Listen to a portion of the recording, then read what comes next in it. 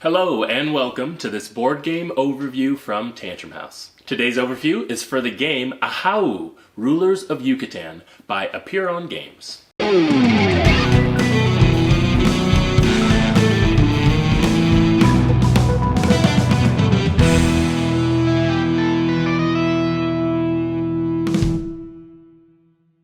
Welcome back, my name is Jonah, and like I mentioned, this overview video is a comprehensive look at the game Ahau, Rulers of Yucatan.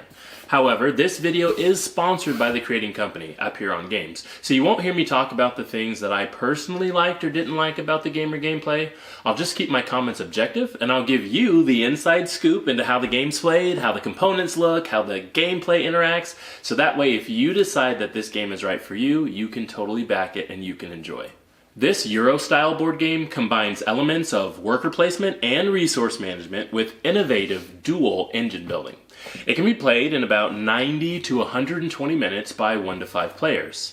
Now, Apeiron Games created a board game that pays homage to the breathtaking Mayan culture, bringing their history closer to the players. The cultural and historical aspects of the game were closely checked by Mayanist David Anderson, who is the professor of archaeology and anthropology at Radford University in Virginia. In the game, you're trying to become the most powerful ruler in the Yucatan Peninsula as you influence and take control of regions, collecting resources, resolve possible conflict with other rulers, and summon ancient Mayan deities. Your goal is to end the game with the most fame, so let's check out how it's played. There are 2 phases in the game, the first being the movement phase. Rulers select a region by placing a number region card face down on the left-hand side of the player board, and the strength of the card is determined by the second region card, which is placed on the right-hand side of the player board. Players then reveal their cards simultaneously. Now, you'll resolve conflict that was triggered when you have multiple rulers moving to the same region. The ruler with the highest military strength wins the region and may advance their marker on the war track, gaining that bonus, and the ruler who loses the conflict, they must pick an adjacent unoccupied region and gain 1 weapon tile. Rulers then take one of the 2 pyramid tiles from the region occupied and add it to their reserves next to the player board. Then we move on to the action phase. Each ruler gets to place a worker in a city adjacent to the region they placed their ruler. Then you can choose to summon a god matching the city you placed your worker. The strength of that action from summoning a god is the number of matching tiles in your pyramid, plus any matching tiles you might choose to discard from your reserve. Rulers then have to choose to either produce or build. Now, if you choose to produce, you deplete a production site which is adjacent to your city where you place your worker, and for every worker adjacent to that site, you gain the amount of resources in the general supply. If you choose to build, you can either build a pyramid tile by paying a resource of that god color, or you can build a building tile by spending the resources shown on the tile and gain the bonus shown. Lastly, you'll redraw your discarded cards when you have less than 2 left. During the game, you'll also incur Katoon celebrations, which offer unique and different scoring throughout the game. And of course, the ruler with the most fame wins. When placing your workers in cities, if you're able to place a worker in every surrounding city around a region, you'll actually gain the building tile that's placed in that region as a bonus. Another thing you might want to know is that action steps 2 and 3, which are summon a god and produce or build, they're actually optional. So just in case you're in a spot or on a city with a god that ability just wouldn't work for you right now, you actually don't have to do it. You can save it for later or do it at a different time.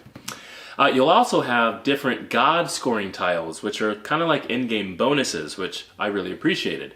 So as you activate or summon the gods in your pyramid, if that particular god that you've summoned is actually in your pyramid and not just a resource that you'll throw away, you'll actually earn points underneath the pyramid to that god.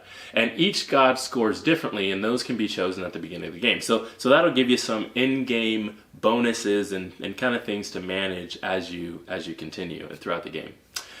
Something that you might want to know about gameplay is that there is a solo mode to this game, Ahau. So just in case you're the player who has to play by themselves or likes to play by themselves, you can totally back this game. It'll totally be worth it. One of the other aspects of the game that you might find interesting is as you're playing, you actually have the opportunity to gain role cards. There's a couple different ways you can get them. And when you gain those role cards, you actually add them into your region cards because they've got numbers in the corners. Not only when you play this roll card will you be able to either have the strength of that number or move to that region, but there's also a special ability unlocked on the bottom of the card. These can be really helpful during gameplay. You'll also have lots of building sites that you can purchase during gameplay, and those of course either offer a one-time ability or an ongoing ability that you'll have throughout the entire game. On the left-hand side of the game board, you'll notice the war track, which can be very beneficial because as you move up the war track, you'll actually earn different benefits that could really benefit your gameplay. Anyway, thanks so much for joining us here at Tantrum House Studio J. Like we mentioned, Ahau, Rulers of Yucatan, is headed to Kickstarter soon if it's not available for you right now. So if it's your type of game, then be sure to check it out. As always, if you like our videos and want to hear more from us here at Tantrum House, please like and subscribe to our channel. We surely appreciate it, and we'll see you next time.